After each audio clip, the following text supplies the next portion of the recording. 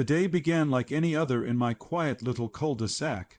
Birds sang, sprinklers whirred, and neighbors nodded politely while avoiding real eye contact. I was enjoying my coffee on the porch when I spotted her. Karen, the type you'd recognize instantly, short, impeccably styled bob, oversized sunglasses, clutching a clipboard in one hand and a Starbucks cup in the other. She was patrolling as the self-proclaimed guardian of our HOA regulations, inspecting every lawn like a predator. She never warmed to me. Since I moved in 2 years ago, she seemed to relish sending me friendly notes about my mailbox being slightly off, white instead of the HOA, approved eggshell or my recycling bins being too visible. That morning, though, my mind was elsewhere. The day before, I'd returned from court where a drawn-out property line dispute with my backyard neighbor had finally been settled. I'd won, but the judge mandated I post court-ordered notices along the property line until the survey team could mark the official boundary. They'd given me bright neon orange and blue stickers to attach to the posts and fence, bold letters screaming notice of pending survey, do not remove. So last night I'd walked the fence in the dark, carefully placing every sticker as instructed. My neighbor wasn't thrilled, but that was his problem. This morning, seeing Karen march toward my fence, I felt a sinking dread. She stopped at one of the glaring orange stickers, hands on hips, and let out a sound, half scoff, half outrage, before peeling it off. I nearly spilled my coffee. I raced across the yard, yelling, "Hey!" She paused halfway to the next sticker, the first one crumpled in her perfectly manicured hand. "What are you doing?" I demanded, breathless.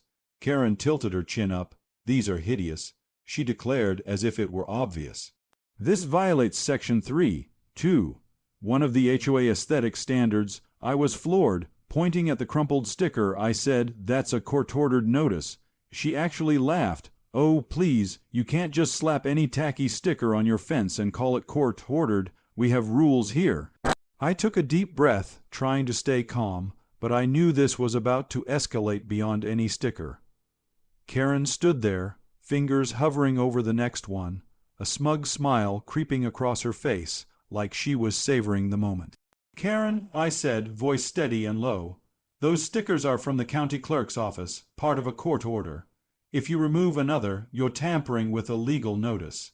She gave me a look like I'd claimed to be a secret agent. "Don't be so dramatic," she scoffed. "I've been on the HOA board for 12 years. I know what's permitted on fences. Neon orange, absolutely not." My blood pressure spiked. I pulled out my phone, scrolled through my photos, and found it. A picture from the courthouse showing the judge's signed order, detailing the requirement to post legal notices along the disputed line. I held it up. She barely glanced at it before waving it away. "I don't care what that says," she sniffed. "This is private property, and you signed the HOA charter when you moved in. That means no stickers, no signs, and definitely nothing this ugly." My jaw nearly hit the grass. "Karen," I said slowly, "you don't outrank a judge. The HOA doesn't outrank a judge. You get that right." She crossed her arms. "We have bylaws. If you don't like them, maybe you shouldn't live here." That was it. I hit record on my phone and aimed it at her. "Go ahead," I said. "Say that again while you tear down a court-ordered notice. I'll send this to the judge." For the first time, Karen hesitated. Her hand froze mid-reach. She frowned, realizing she was being filmed. "You're being absurd." She huffed, but she dropped the crumpled sticker and stepped back. I kept the camera on her as she stammered. I'll bring this up at the next board meeting," she said as if it were a threat. "Do that," I replied, "and maybe talk to a lawyer while you're at it." She shot me a glare, then turned and stormed down the sidewalk, muttering about unbecoming behavior and lack of community values.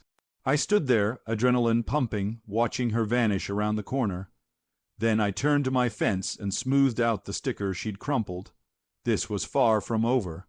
By the time the HOA board meeting came around that week, the neighborhood was buzzing about the sticker incident.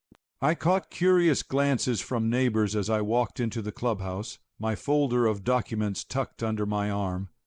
Karen was already there, perched at the head of the long folding table, flanked by two equally prim women and a man who looked like he'd rather be golfing.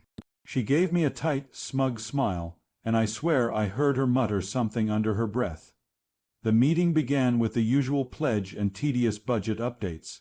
Then Karen cleared her throat. "We have an urgent issue to address regarding violations of community aesthetic standards at Lot 14. All eyes turned to me. Karen launched into her speech, pulling out a stack of photos she'd apparently taken after our run-in and passing them around. "As you can see," she said, pointing dramatically, "these garish stickers ruin our community's cohesive look. Neon orange, blue, black, completely outside HOA guidelines. I took it upon myself to remove one, but the resident was quite confrontational. I bit my tongue." Karen concluded with flair. "I move we issue a formal violation and fine Lot 14 until these stickers are gone." I stood, folder in hand. "Before you vote," I said, "you might want to see this." I stepped forward and placed copies of the court order in front of each board member. "This is a legal order from the county judge, signed and filed. These notices must stay posted until the survey is complete. Removing them could mean contempt of court." The room fell silent except for the rustle of papers. One board member adjusted her glasses and actually read the document. The man at the end raised an eyebrow at Karen. Karen sputtered, "Well, be that as it may, the aesthetic." I cut her off. "Doesn't trump a court order. Unless you're volunteering to pay the fines when the judge finds out the notices were tampered with." Karen's face paled. The woman in glasses spoke up. "It appears Lot 14 is complying with the court's directive. We can't override that." Karen sat there, jaw clenched, fuming as her motion died without a second. I sat down, hiding a grin. This round was mine, but I knew she wasn't done. For a few days after the meeting, things calmed down. The stickers stayed up, and Karen avoided eye contact when we crossed paths. I thought she might have learned her lesson. I should have known better. On Saturday morning, a knock at the door startled me. I opened it to find a sheriff's deputy holding a folded paper. "Morning," he said politely. "You the owner of Lot 14. My stomach sank. "Yes, is something wrong?" He handed me the paper. "You've been served. Complaint from the Homeowners Association." I unfolded it in the doorway. It was a formal violation notice, citing unauthorized signage and an HOA-initiated small claims lawsuit for unpaid fines. Karen had filed it herself. The deputy gave me a sympathetic nod.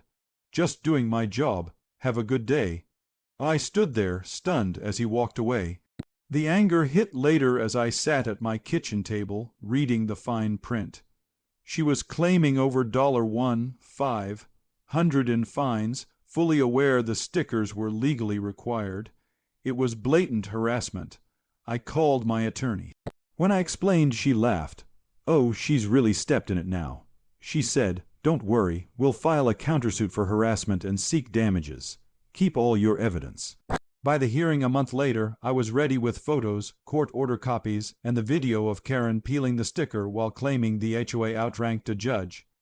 Karen strode into the courtroom in her finest pearls, clipboard in hand, acting like she owned the place. But when the judge asked for her evidence, all she had were HOA bylaws and a few sticker photos. I handed over my evidence packet. The judge read it carefully, then peered at Karen over his glasses. "Ma'am," he said sternly, "these notices were issued under my order. Removing or interfering with them could constitute contempt of court. The defendant is not in violation. You owe him an apology." Karen's jaw dropped. The judge dismissed her claim and, on my lawyer's motion, ordered her to pay my legal fees. As I left the courtroom, I couldn't help but smile. Karen shot me a venomous look, but her power play was done, for now.